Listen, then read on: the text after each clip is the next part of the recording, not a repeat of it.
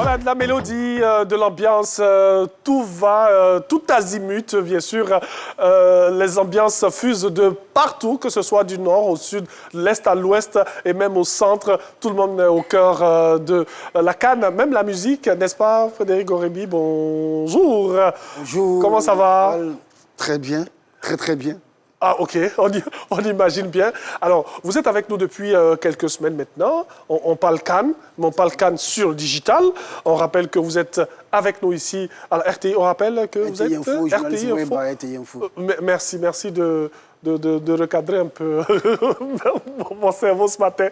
Alors, avec vous, on parle bien sûr de ce qui s'est passé depuis, bien sûr, le début de cette semaine. Depuis le lundi. Depuis le lundi, oui. Un lundi noir, un lundi douloureux. Oui. Cauchemardesque, on pourrait dire.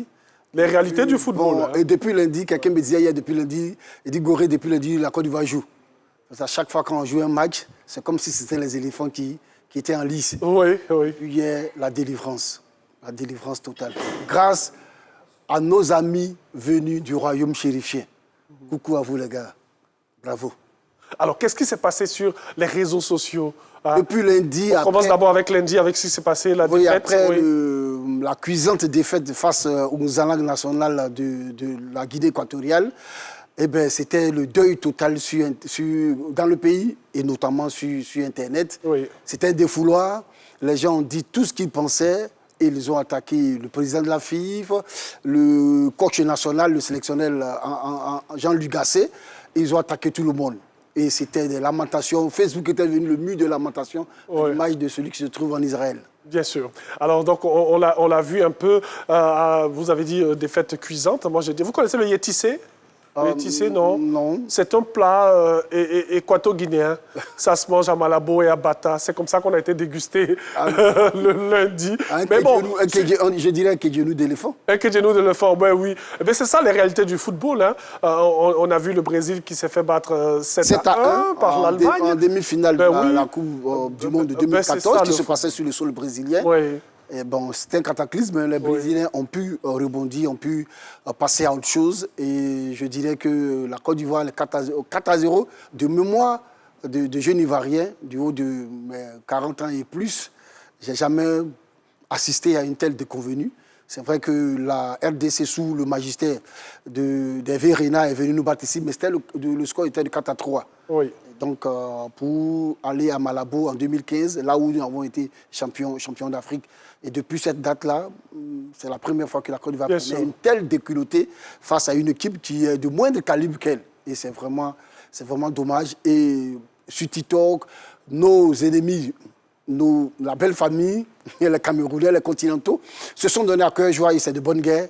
Ils ont laminé, on ne pouvait même pas placer un mot. Et puis, bon, hier, il y a eu la délivrance. Oui, c'est ça. Et donc, il y a eu l'avant, pendant et après ce match du Côte d'Ivoire-Zambie via le Maroc.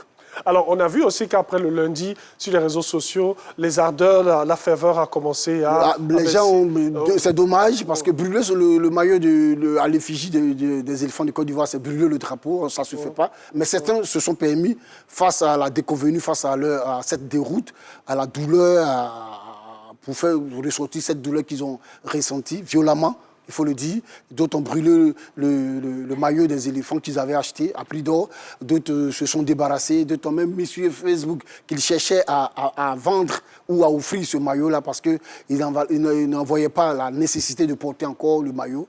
Et puis, bon, ben, on est resté là. On a porté nos espoirs sur nos frères camerounais qui jouaient face à la Gambie. Et bon, peine perdue. Et à chaque fois, on reportait nos espoirs. Et hier, le groupe F, c'était le dernier match Maroc contre la Zambie. Et je vous dis au passage qu'en match officiel, le Maroc n'a jamais battu la Zambie. C'était la première fois. C'était la première fois. En phase finale de Coupe d'Afrique. Et bon, le miracle a eu lieu parce que... Oui. Parlant de maillot, je pense qu'ils vont aller rechercher le maillot. Exactement, les Ivoiriens. C'est vrai qu'ils sont un peu versatiles, mais c'est parce que c'est de bonne guerre. Et ils avaient tellement foi en cette équipe. Et je pense que la ferveur est revenue. Et hier, si la régie nous le permet, les gens se sont donnés. Et je voulais saluer ici au passage un homme qui a sonné la mobilisation sur Facebook, qui s'appelle Sidonic Bazier.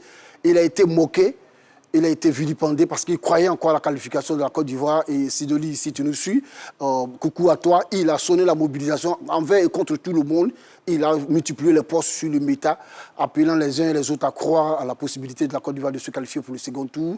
Et hier, il a eu raison. Et je voulais vraiment lui rendre hommage ici. Alors, merci beaucoup à Frédéric Gorebi. Ce qu'on va signaler aussi, signifier, pardon, sur les réseaux sociaux, c'est vrai qu'il y a eu ce mécontentement. Il y a eu plein de posts que tout le monde a eu à faire, mais il y a eu aussi cet appel au calme et au civisme. Exactement. Les uns et les autres, les leaders d'opinion, de simples citoyens ont appelé parce que Internet, c'est un couteau à double tranchant. Oui. Ça peut servir comme ça peut desservir. Et un message qui est posté sur Internet, il est posté pour le monde entier, pas pour seulement l'endroit où vous vous trouvez.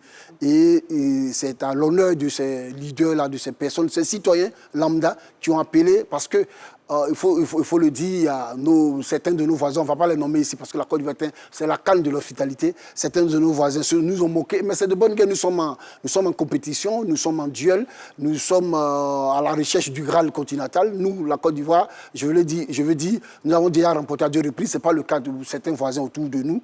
Et ils nous ont moqués, mais c'est à rien de courir, c'est l'arrivée qui compte. Oui, et c'est tout ça le football. Pardon, il y a un petit chat dans la gorge. C'est tout ça le football. C'est la compétition. On peut gagner comme on peut. Il y a 3 résultats. Voilà, il y a la victoire, oui. le match nul et la défaite. Ben oui. Et donc, mais toujours est-il qu'il faut prôner le fair play. Et nous appelons ici au civisme des uns et des autres, à la responsabilité des uns et des autres, parce que quand on utilise Internet, notre responsabilité est engagée. Parce que le post qu'on fait, le tweet qu'on envoie, il n'est pas seulement adressé à nous, à nos amis, il est adressé au monde entier. Et nous ne pouvons penser aux choses qu'on appelle ça, penser aux conséquences, oui. le mot me revient, aux conséquences que peuvent provoquer ces postes-là.